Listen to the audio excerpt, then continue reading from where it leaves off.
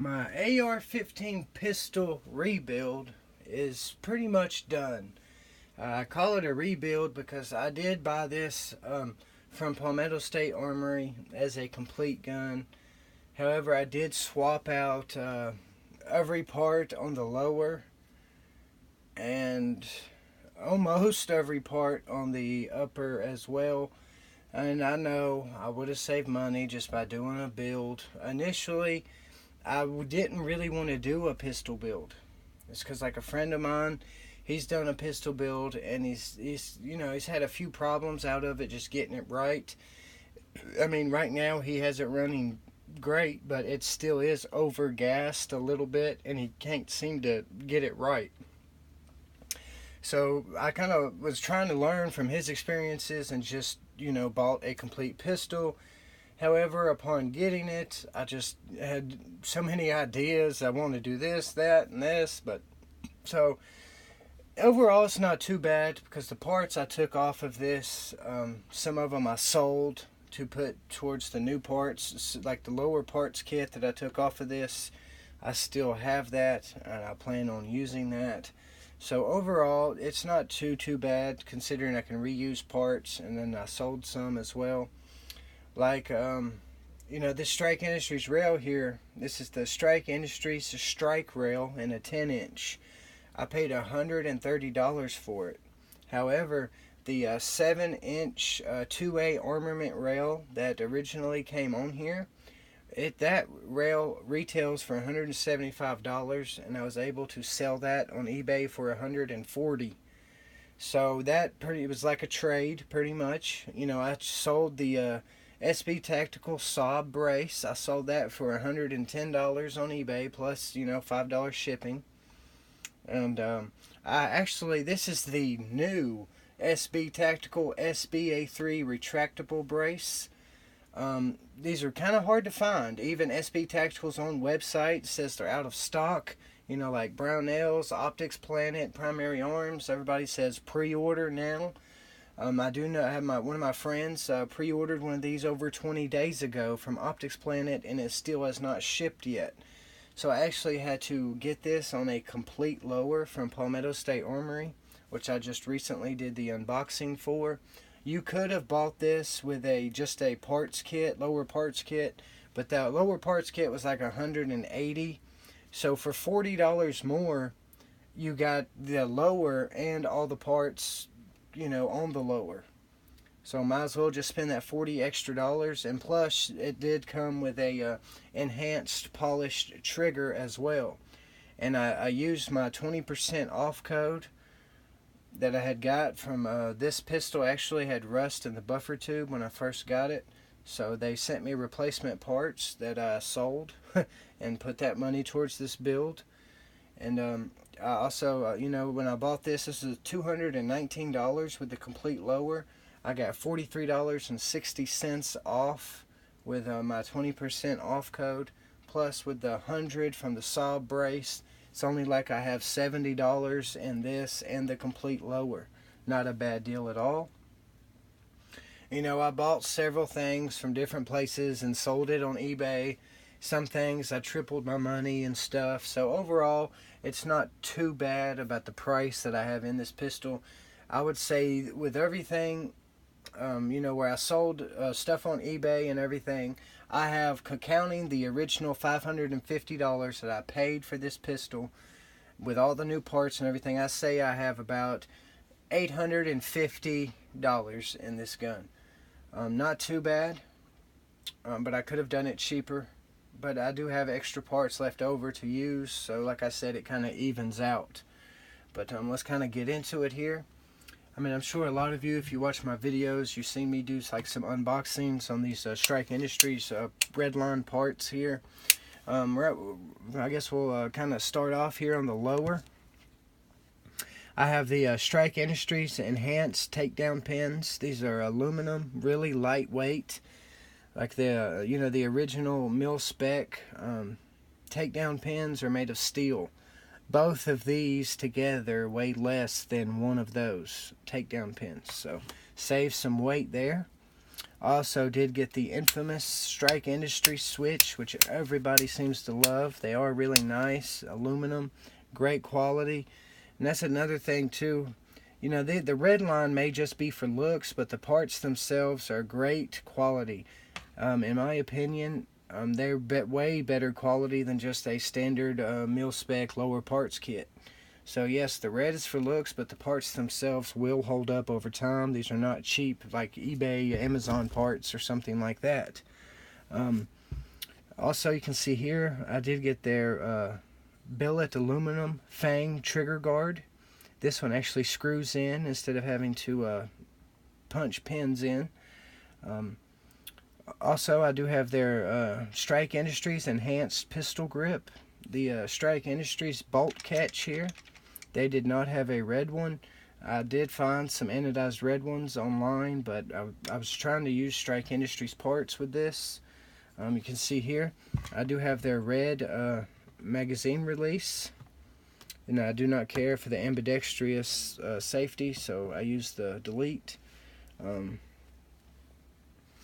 think that's about all the parts there on the lower. I did also, the only thing on this lower that is original to it is the trigger, but I did put enhanced 3.5 pound trigger springs in this just to see if maybe that'll, I mean, the trigger was just basic mil-spec trigger. I mean, they're pretty much fine the way they are. I just, you know, there's the springs for like $12 at my local gun shop. Figured I'd pick them up just to try them out to see how much of a difference it really gives you. I have not shot this pistol yet. I just really got it complete today. I was not able to actually make it to my FFL today to pick up the Palmetto State Armory lower with the brace. So I picked it up today. That was the final part I needed to finish it here. You can kind of see here, I do have the Strike Industries enhanced castle nut and end plate. Very unique and different compared to most. It does have a QD sling mount there. See, it doesn't get in the way of anything, but it adds to the look. Also do have the Strike Industries and the charging handle. Sorry, kind of couldn't get that out with the extended latch. Real nice overall.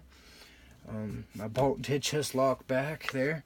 As you can see here too, also I did get the Strike Industries, the red line forward assist there, which isn't kind of working right because my bolt's locked back. Also, I have their Capsule dust cover, which I really wasn't sure about at first because this is plastic. But, I mean, it is good quality, so I don't expect to have any problems. And that should not have released the bolt. That was a little weird. I have heard some people saying that, there it goes, that they have had some trouble out of this bolt release, that they've had to take it off and polish it. I didn't actually, it seems to be working good. I didn't actually hear about that until I actually already installed it. Now, a friend of mine was actually supposed to put this bolt catch on for me because I knew I would end up scratching my receiver.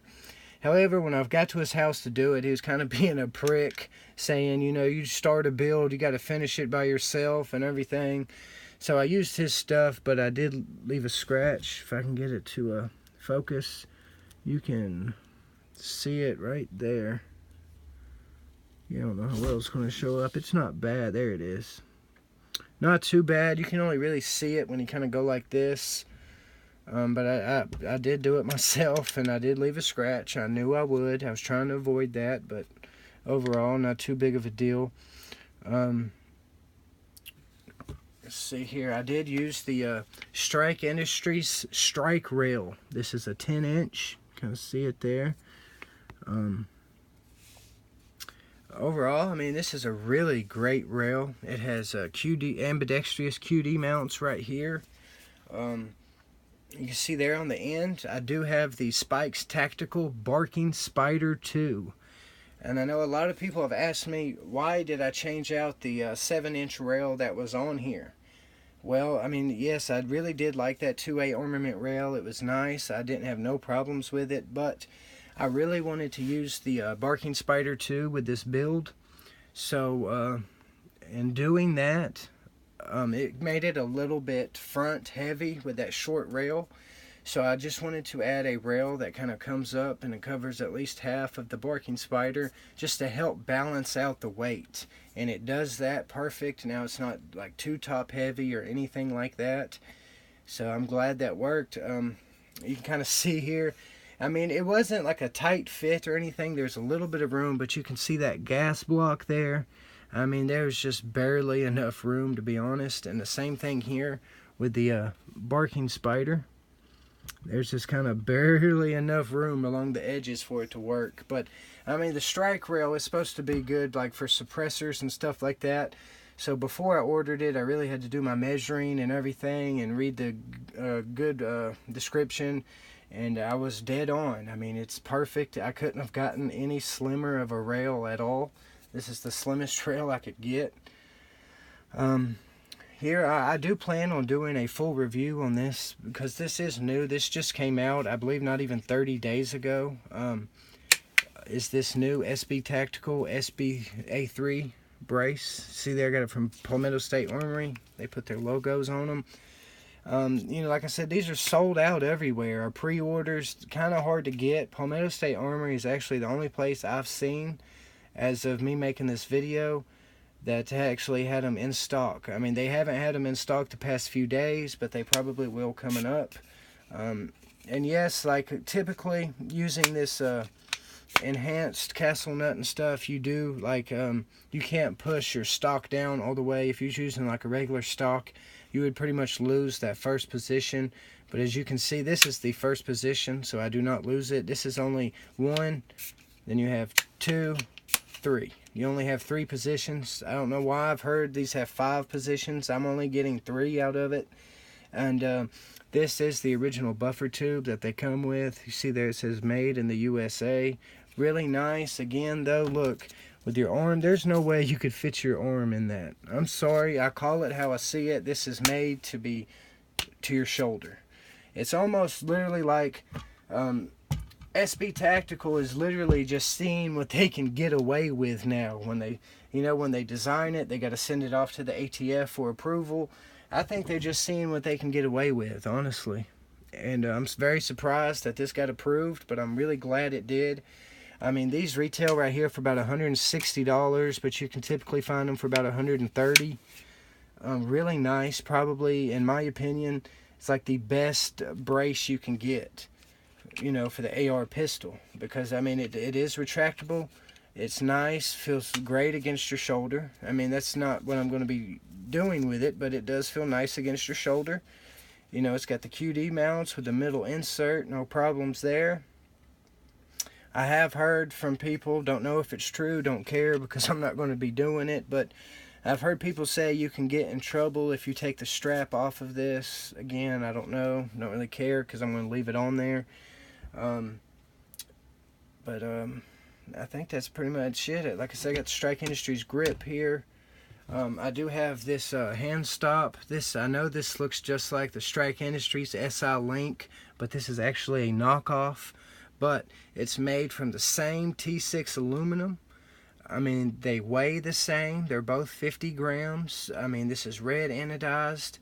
The color might be slightly off from the Strike Industries, barely, but in my opinion, this is smooth, no machining marks. I saved $25 getting this instead of the Strike Industries one. I picked this up for $10. Seems actually great quality. I'm surprised it was $10. How I'm actually going to be using this is I kind of like to hold it right here, and then that's like perfect for your finger right there. So that's kind of how I'm going to be holding it right now. Again, the only thing that I have kind of see there when I locked the bolt back and smacked it forward, some oil popped out right there. But let's make sure I covered everything. The barking spider and the rail, of course, were the this brace was the most expensive thing I added on. After that, it was the rail and then the barking spider. Those 3 parts are over $100. But again, you know, I sold stuff on eBay and everything to get the money to do this build. My wife will not actually let me use none of our income tax money on gun parts or a gun, because I'll be honest, my wife, she pretty much controls the money. I mean, she's a stay-at-home mom. I'm glad, I have a great job, a career, and I get paid good money, enough to take care of me and her and our 2 kids and our dog. But I mean, I'm not that good with money. I can admit that. And she's great with money, so she kind of handles the finance end of things. But she's already got us booked on a cruise and stuff. I'm gonna be going on vacation here soon. But anyway, I don't know how I got off on that, but let's see here. I did not replace the gas tube or gas block. I mean, of course, I had to remove them to put this rail on with this castle nut or bolt nut. But I mean, it's the same ones. I left it how it was. I think besides the you got the barrel, bolt carrier group, gas block, gas tube, and the trigger itself is the only original part. Well, besides the upper and lower receiver, those are the only original parts that I did not change out. But I did put in enhanced trigger springs, but I left this. It's the same trigger. But that's, everything else I changed out on it. Again, I know I could have saved money by just doing a build flat out instead of doing a rebuild, but I didn't plan on doing a rebuild. It just kind of happened. I'm glad I did it. I just excused the fingerprints and stuff on it. I know it needs to be wiped down where I've been handling it.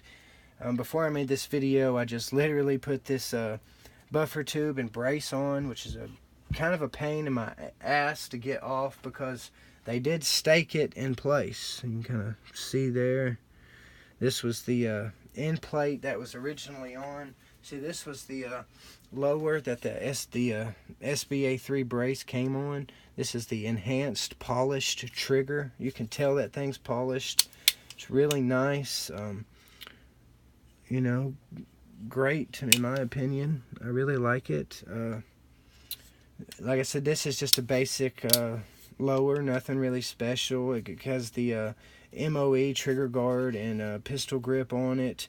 It did arrive scratched up a little bit, but overall not a big deal. This was the KAK buffer tube that I originally had on my on this pistol, but I'm going to use the KAK buffer or KAK shockwave on this. I do have to go on it. I thought, I was looking right here, but it's a little bit off, as you can kind of tell there.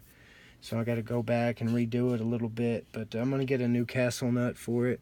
This one came like that, so I'm going to be changing that out.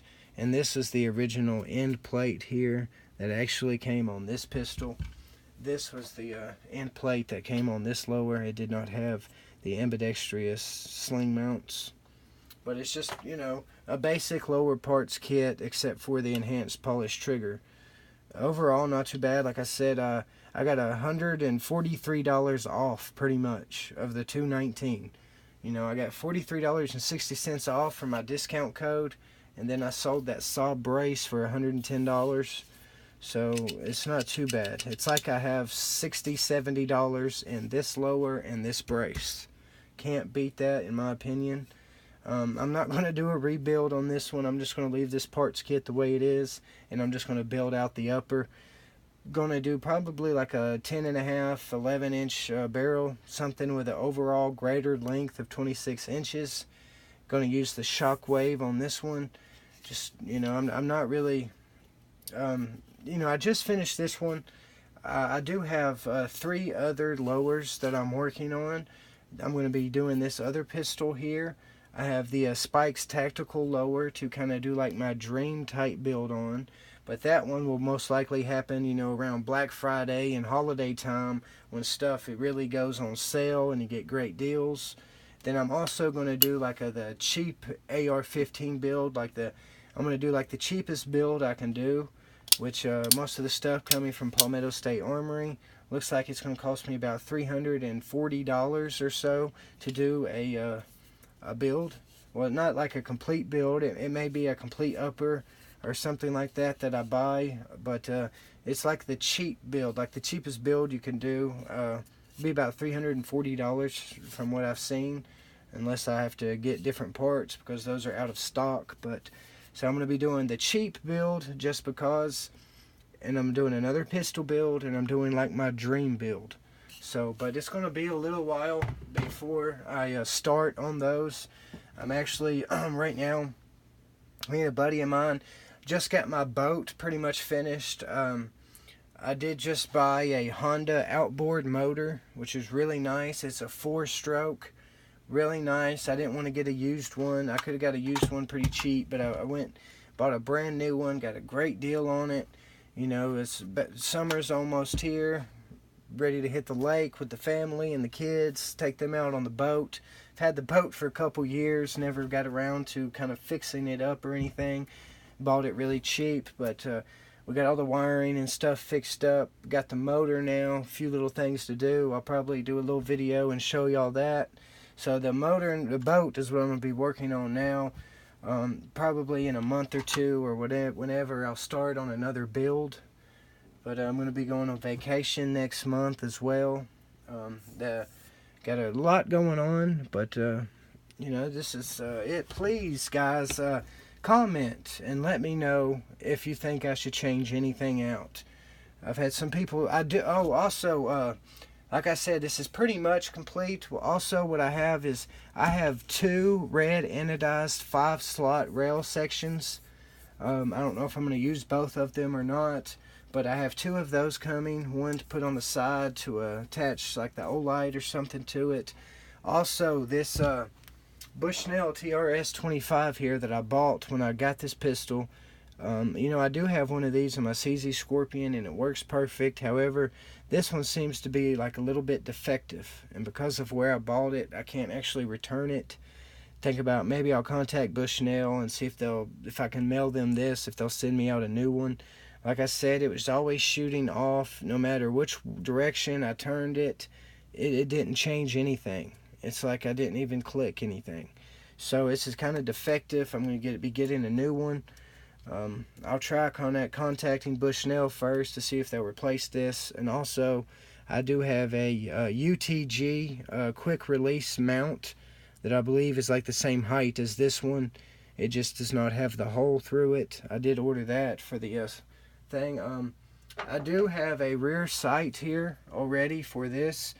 This is actually is the sight that came on my Ruger AR556, but I was having a little bit of a trouble out of the one that's on my AR556, but so I contacted Ruger, and with no questions asked, they mailed me out a new one completely free, which is this one. So I'm going to be using this. This is, in my opinion, I mean, this is plastic, just like Magpul's, probably same quality, just as good as Magpul's. So I just need to get a rear or a front sight and a red dot, and also I'm having something Cerakoted on right here. I decided not to go with the Punisher just because so many people have it. What I have here are the this is high heat vinyl Cerakote stencils. Know how well it may show up, but you can kind of see it there. It's a little spider there. That is going to be going right here on my lower receiver, and I also have an extra one to go on a magazine as well. So, and I also did order a red Lancer magazines that'll kind of match this, and I didn't even know it until recently, but C Product Defense makes red metal or red aluminum magazines as well. I found those for, I think it was like $12.99.